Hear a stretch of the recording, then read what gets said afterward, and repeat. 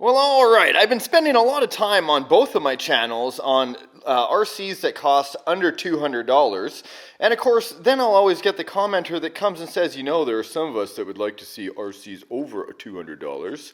And so being a YouTuber is a lot like having schizophrenia. Lots of voices in your head. Sometimes you're right. Most of the time you're wrong. But mine, I just decide to listen to and to do whatever those voices say. And they've taken me this far.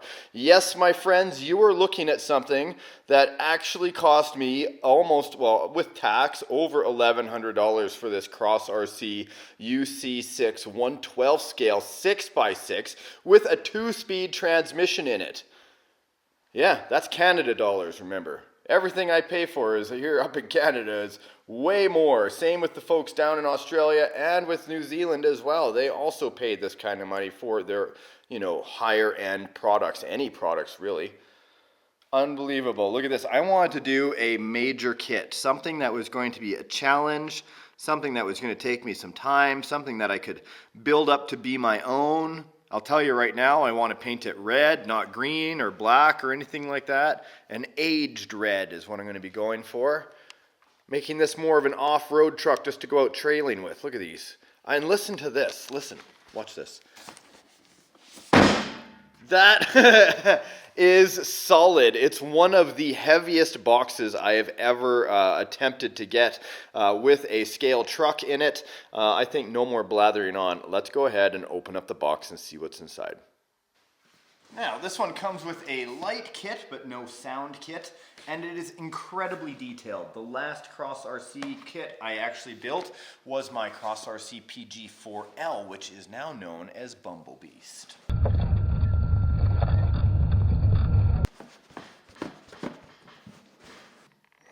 Go. Ooh, yeah. Okay, so here is going to be the assembly book. It's like a video game book. It's almost as thick as a walkthrough book. 1/12 scale, looking good. The user's manual. I love it. All the decals that came with it. It says 8x8 on there, so this must be like a sheet that, oh yeah, 4x4. This is a sheet they use for a lot. Aha, the chassis rails. Beautiful. Parts. Looks like everything is well labeled, I'm hoping.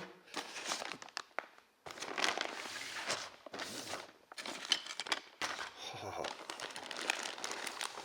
Wow. There is a lot to do. 1, 2, 3, 4, 5, 6, 7 tires. Because of the spare, of course. Look at this. Wow. Individually wrapped axles. I heard that you should actually take these apart. That was upside down, sorry guys. Oh, there's a window on the front. Look at this. Nice. Right on. Okay, that's cool. So I heard that I should be taking these apart because there's no grease in them. Even though this is a second generation of this build, it says. I don't know. I'm still going to take it apart, make sure everything is well lubricated.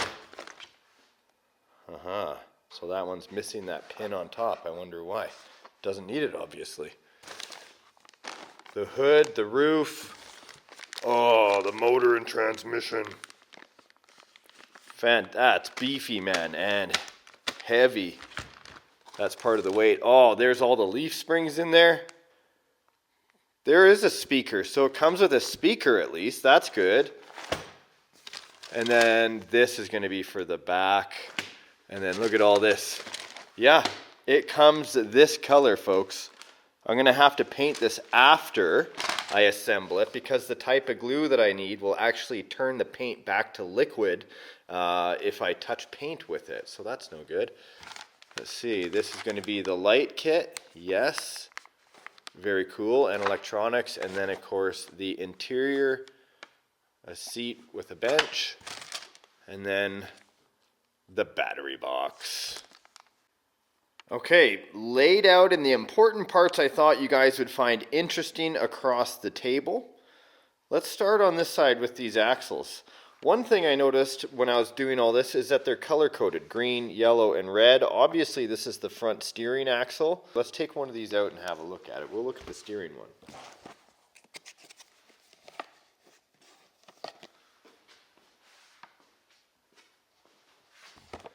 There's a piece of tape right up front.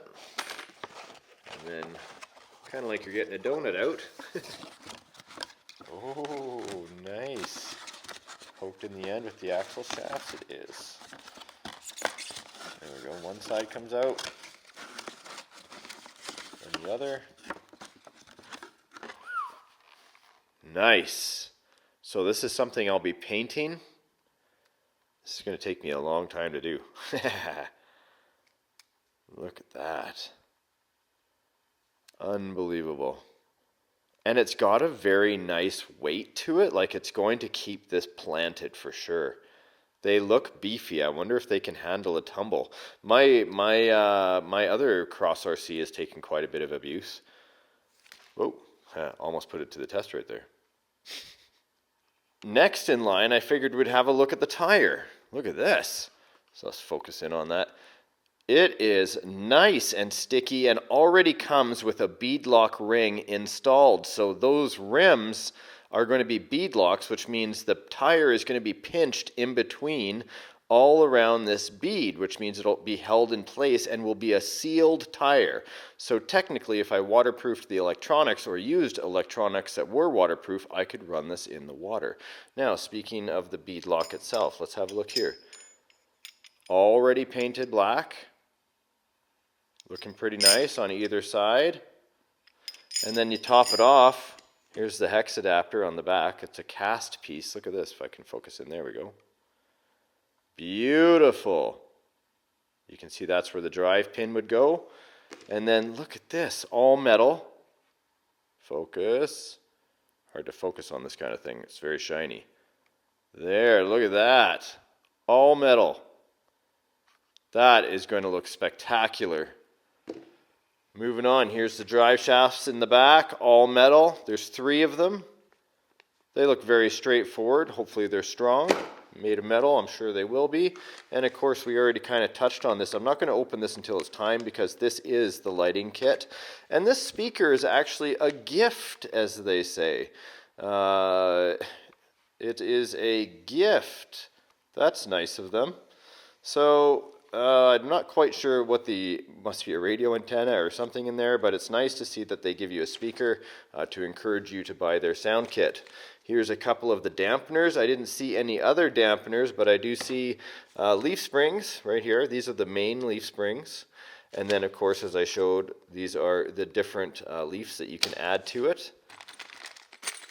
Metal brackets, metal leaf hangers, metal frame, metal bumper, and metal hooks for your bumpers. Can I get that in focus, please? There we go.